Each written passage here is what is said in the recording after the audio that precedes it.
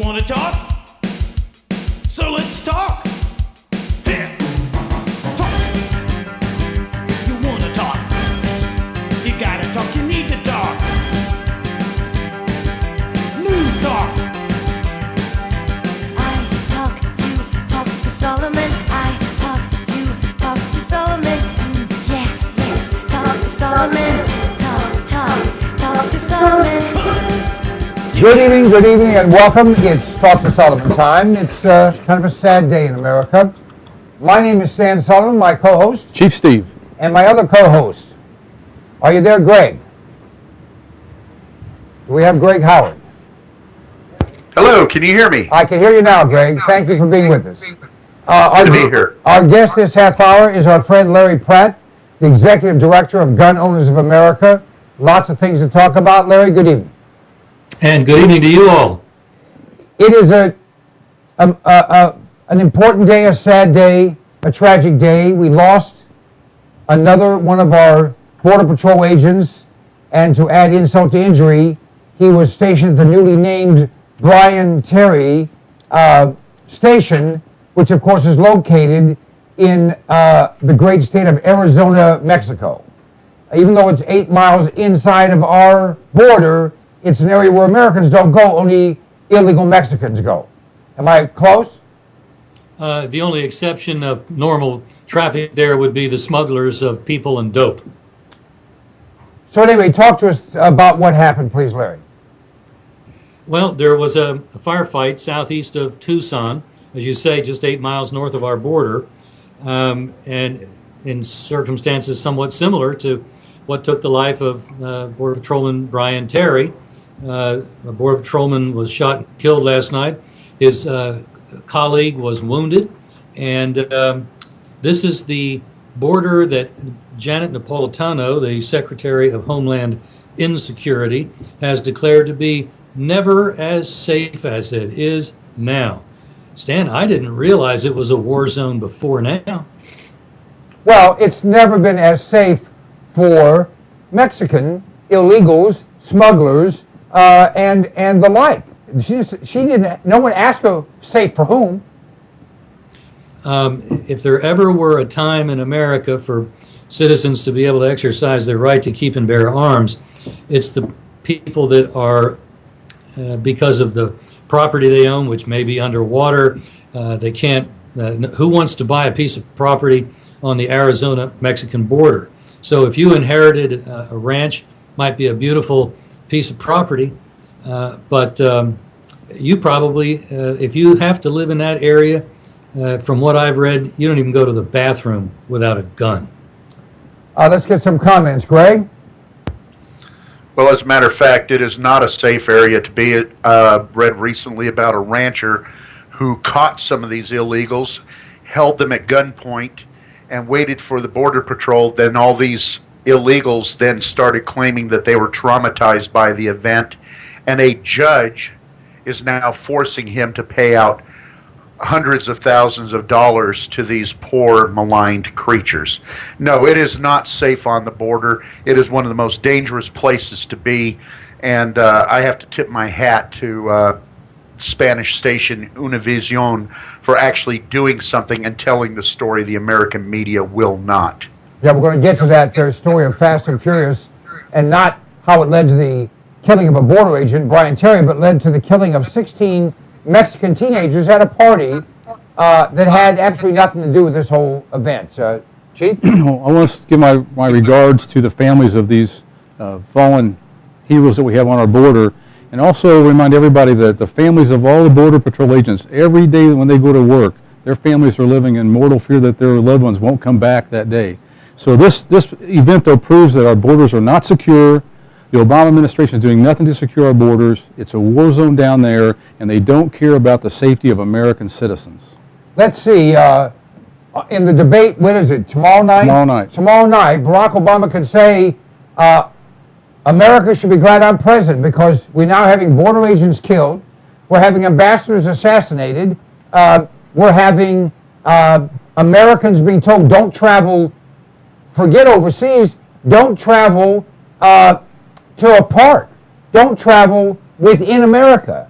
and we're finding that some of the people he released are the perpetrators of some of these events. Larry? You know, 20 years ago, my wife and I would take one or another of our daughters down to work with some missionaries on the Mexican border across from Laredo, Texas. And we would stay in a motel on the U.S. side the first night after we got there in the plane. But we traveled over to Mexico and stayed in a motel that was near the dump where we would be ministering to these refugees from southern Mexico who had come up to work in these maquiladoras on the border. And I would not even give a thought to doing that today. And yet at that time, it was perfectly reasonable to do something like that. And we never had any problem. We enjoyed staying in the Mexican motel. Of course, we all speak Spanish, but that helped. But ate in the restaurants, and I was aware that Mexico, because of its stupid gun control laws, has always had for years and years and years more of a violent crime problem than do we. But it was nothing like it is now. You may be okay going to Acapulco right now today, but as you were saying earlier, do not go to our border. And that doesn't make any difference if you don't cross it. You're still in mortal danger. Now talk to us about Fast and Furious. You've got the Republicans making demands. You've got the administration stonewalling.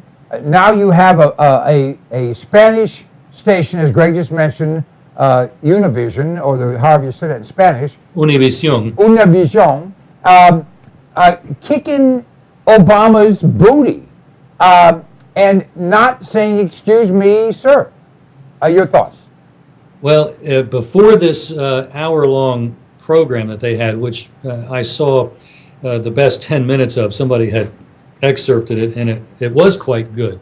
And one of the things that was so good about it was they showed, however fleetingly, the faces of the fallen, of the Mexican victims lying there with the blood running out of them, some of them with sheets over them, some of them, you were looking at what used to be minutes before a living human being.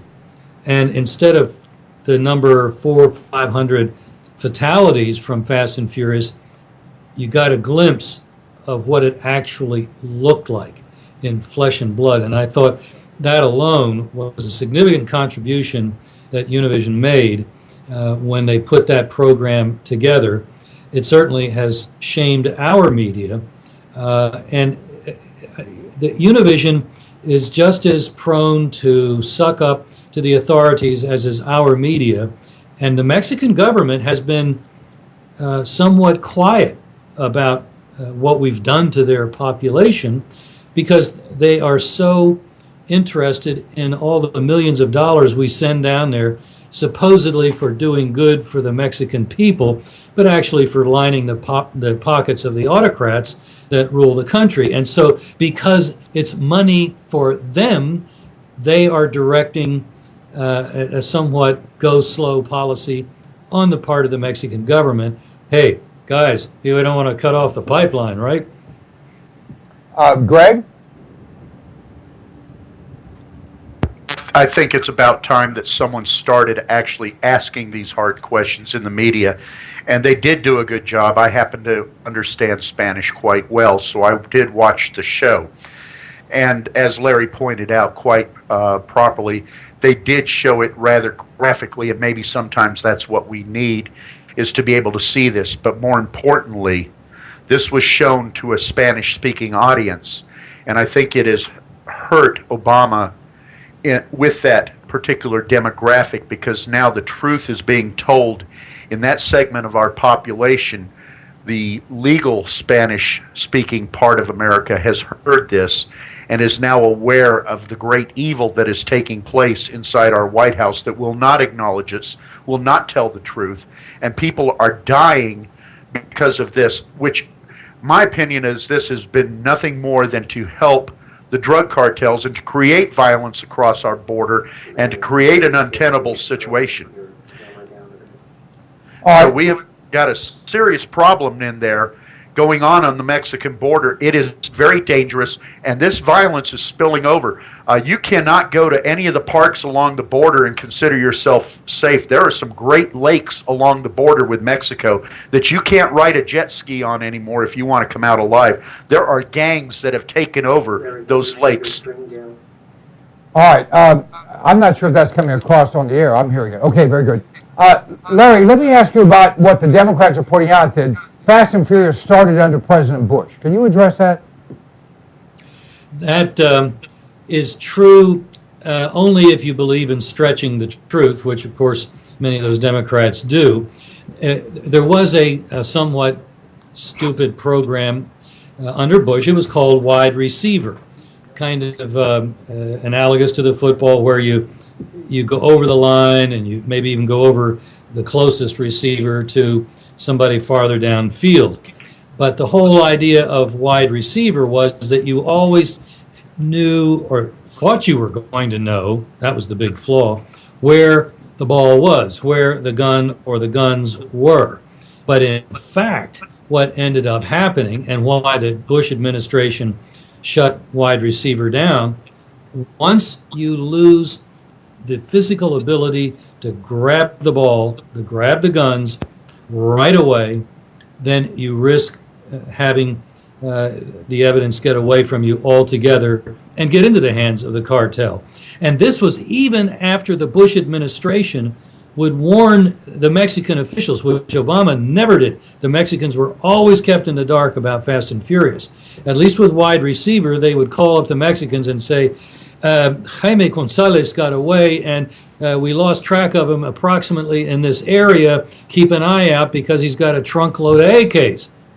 We weren't doing that with Fast and Furious. There was no intention of making an arrest this side of the border. They wanted the guns to get into the hands of the cartel. Why? As documents put into the hearing record of the Oversight Committee over a year ago had indicated, it was done so that U.S.-sourced guns would be turning up at crime scenes, so that then the government would be able to say, we need more gun control over the American people because this is unacceptable for our poor neighbor to the south. Well, it turns out we don't need more gun control of American citizens. We need more government control, particularly of our federal government. Chief? Well, one thing that Larry mentioned earlier caught my attention, and although my Spanish is a little rusty, I watched the video with subtitles, but I believe that the arguments have to be made with some graphic representations. We mentioned the photographs of these dead individuals, and so rather than talk about just generalities or theoretical things or lines on a budget, the lives in Libya that were lost, the lives on a border that were lost, we need to be graphically talking about these as real human beings, real lives lost, with photos that show really what's happening. It's not just a line item budget item. Amen to that. We've seen in the more recent productions on 911, I watched in the last, whatever it's been, 2 weeks or 3 weeks, where they actually showed videos of the people jumping out of those buildings and falling to their deaths. They never showed that. It didn't show it at all for the longest time. You would think that America wouldn't forget, but America, in fact, at least mainstream America, has forgotten. We are hearing where people turn loose by our government are coming back and killing our people, and you're not getting so much as a murmur. And of course, primarily it's because what we're talking about now has not been at all on any of the big networks, any of the major newspapers. It's like it didn't happen at all. Can you comment, please, Larry? The only exception is Fox, and far from all the country watches Fox. William Lajeunesse has been tracking this story. He's actually gone down into Mexico in pursuit of this story. He's out stationed in Los Angeles, and so he's been down to the border many times. He's really covering the story. CBS has an investigative reporter, Cheryl Atkinson.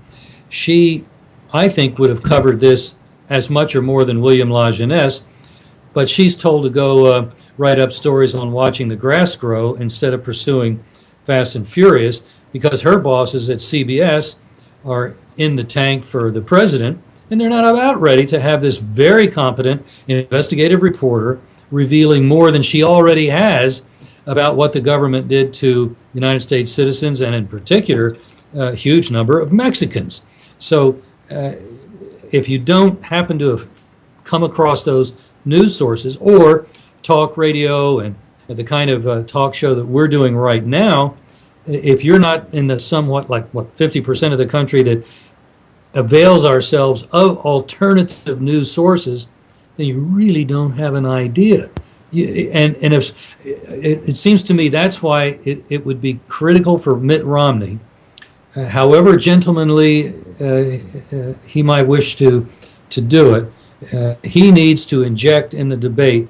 My advice, having done plenty of debates myself, is to wait until you hear a question and say, I got a good 15-second answer for that one.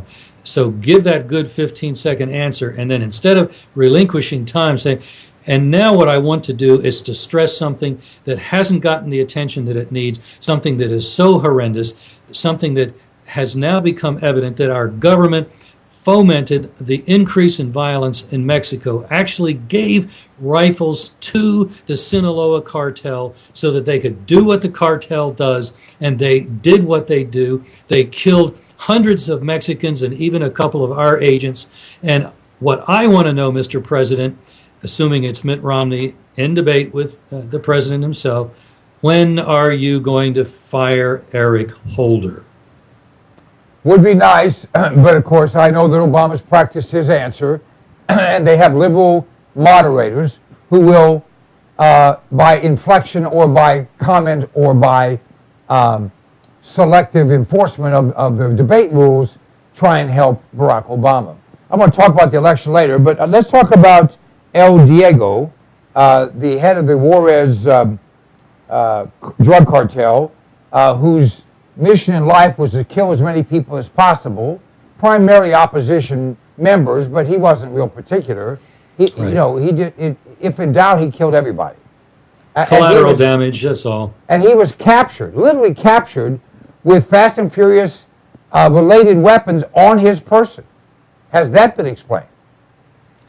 Well, he's probably, if I'm not mistaken, part of the Sinaloa cartel. And so that's where the guns from Phoenix exclusively were going. Now, truth be told, Fast and Furious also operated out of Texas, out of Florida. We shipped containers of rifles into Honduras, ultimate destination, I think another one of the Mexican cartels. So it's not that we were just playing favorites with the Sinaloa boys. We were trying to get Mexicans killed any which way we could. That's what our government was doing, and I just feel so strongly that in addition to a lousy economy, which you can't really blame Bush anymore for, the fact that you've got murder or us hanging around Obama's neck. I don't think he started this program of Fast and Furious. I don't think he was aware of its operation in its initial period, but no later than December of 2010, he knew about it because a Border Patrol agent was murdered, the first U.S. citizen that we knew of that had been murdered, and we knew within hours it was, one of our guns, as the ATF put it, one of the Fast and Furious guns. That's when the president had to have known.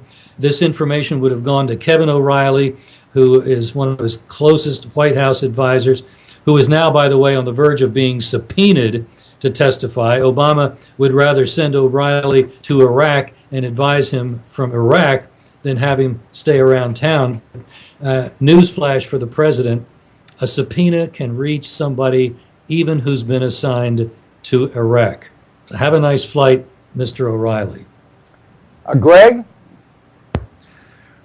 Oh, Larry's exactly right. You cannot hide from a United States Senate or United States House of Representatives subpoena, and it'll be very interesting to see what Mr. O'Reilly knew and when he knew it. But there's no question that these guns were in the hands of a cartel.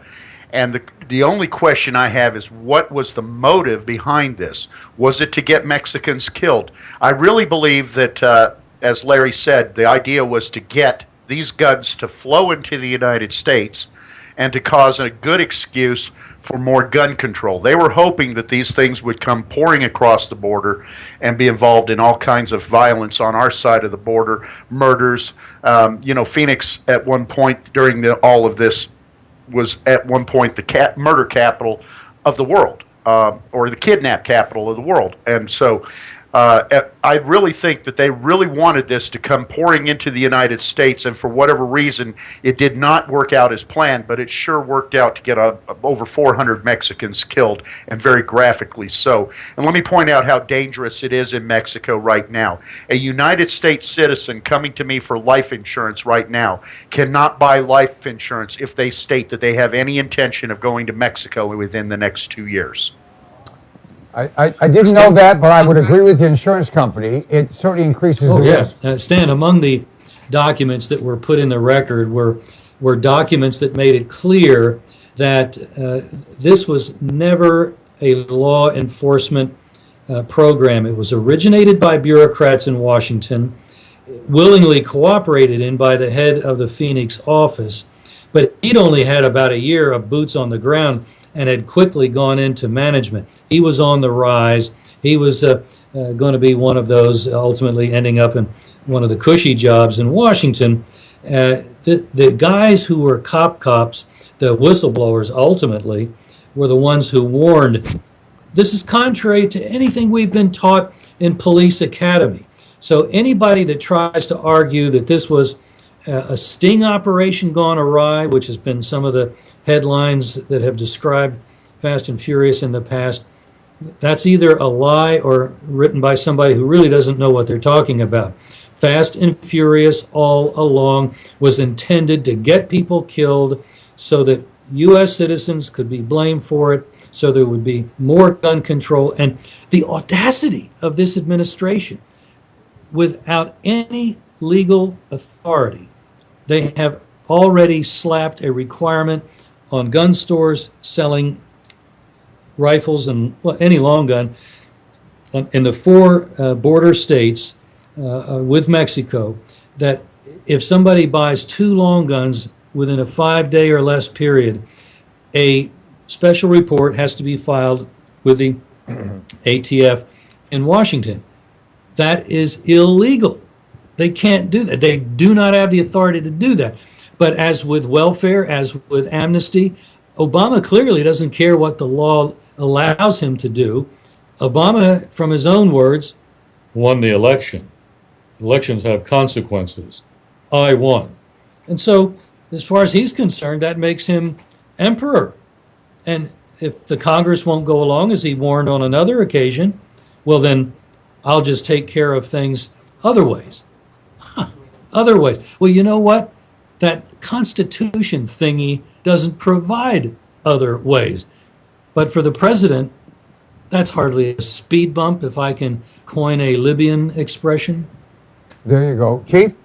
Well, anyone that's ever watched a CSI or watched the O.J. Simpson trial knows the importance of evidence in a criminal trial for the prosecution. So for Eric Holder, as the chief prosecutor, to send evidence to Mexico with no intention or means to collect that evidence to prosecute anybody for it, he should be first fired for incompetence and then charged with a crime for conspiracy of murder. But with 31 days left before the election, I don't think we're going to get this resolved in time before we defeat Barack Obama at the polls. Actually, Chief, I think you may see that. Excuse me. There were criminal charges filed in the federal court for the District of Columbia, but the docket there is such that it won't come up till probably around this time next year.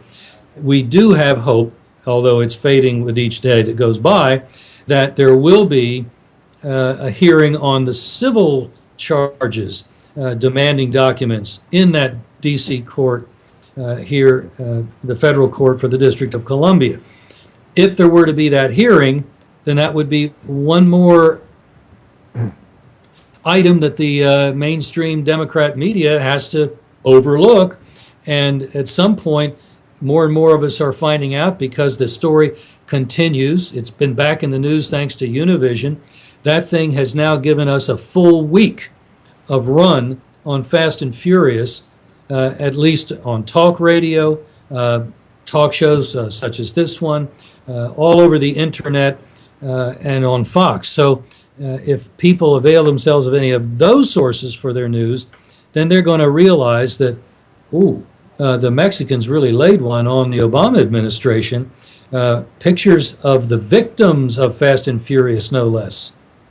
Well, I think that it may have, and let's hope it has. And of course, as we're starting to get more honest polling data, we're seeing what everyone's already known. It's a close race, and Obama never had a lead. I'm not even sure it's that close. Frankly, I agree with you. We're going to talk about that next hour. But let me just summarize here, Larry. It was my understanding that the administration had talked about a high percentage of the crimes committed in Mexico were committed with guns that came from America. But facts on the ground said that wasn't true. It was a relatively low percentage. It was in the teens. So the Fast and Furious game was to flood Mexico with guns from America so they could legitimize these phony reports of the majority of crimes in Mexico being committed with American guns. Am I close? Obama in Mexico, Hillary Clinton in Mexico, over 2 years ago had said, 90% of the crimes committed in Mexico with firearms come from the United States. Well, that was simply absolutely not true. 87% of the firearms perhaps that came from the United States were among the data set given by the Mexicans to us. But the Mexicans knew that a fully automatic M16 American battle rifle sold to the Salvadoran or Honduran government didn't come from the United States across the northern border, but it came, if it came to the United States at all, it came via Honduras, across the Mexican border, into the cartel's hands, and then perhaps it turned up at a crime scene and, a U.S. crime gun. But the Mexican exempted all those military firearms that had entered the crime world through soldiers that were deserting, either in Mexico or in their neighbor countries.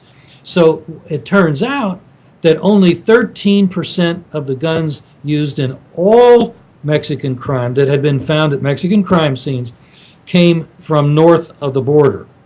All the rest, if they were U.S. sourced at all, came from south of the border, came from Central American armories where they'd had civil wars and conflicts back in the 80s, and things had sort of simmered down, and the guns were more or less under lock and key, but not always so much.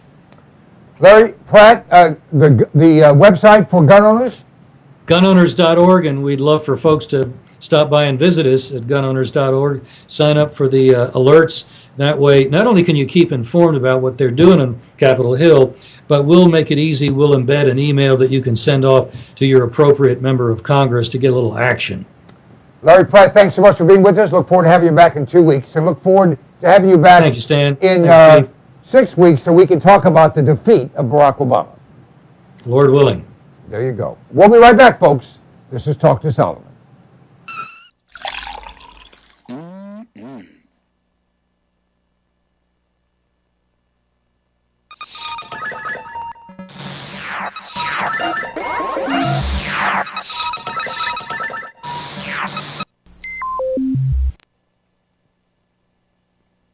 You have a computer, if you're alive today, which means you have a hard drive, which means it's going to break down.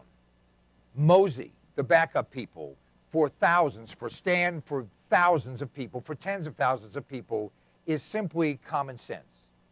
You go to cpnlive.com, click on the icon for Mosey, the backup people, and sign up. It's just a few dollars a month. Let me tell you something. We had a break-in. They stole our whole computer. You know what? When they take the computer, you can't recover anything, but we had Mosey. We had the backup. We were able to restore everything simply by buying another computer.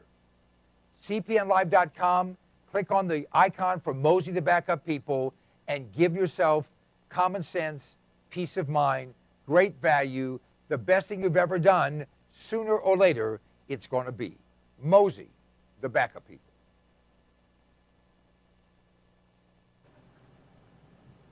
I like to eat. You like to eat? We all do. And usually we run to the grocery store, we run to the convenience store, or we have something in the fridge. But power's been out in parts of this country in the last few weeks.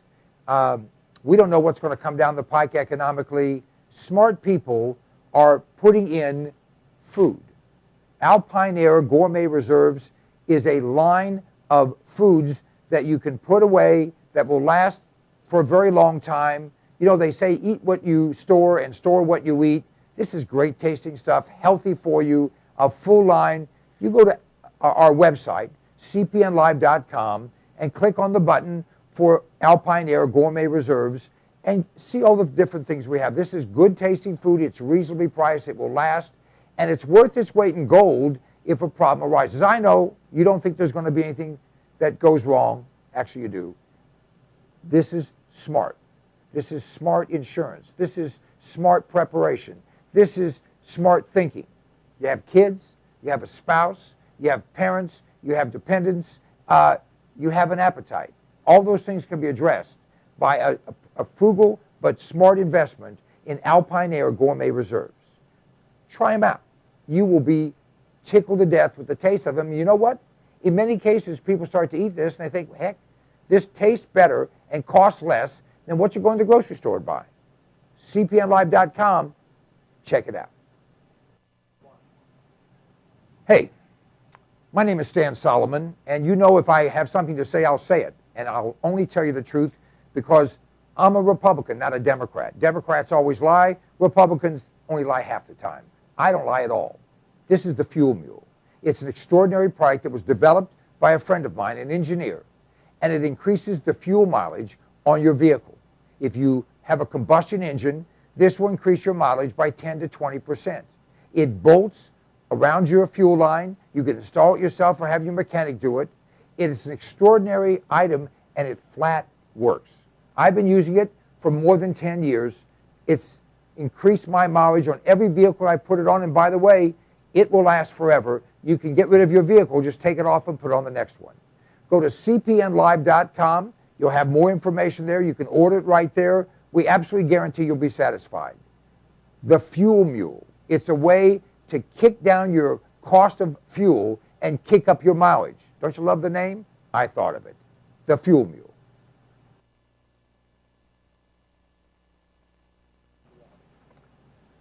Let me ask you a question.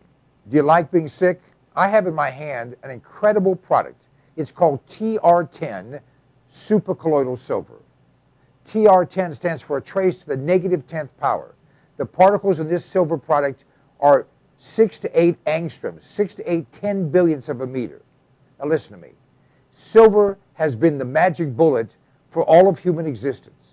The Egyptians used silver instruments. We use silverware. They put silver in your teeth because nothing can grow on silver. Silver will kill anything but liberalism. I'm working on that.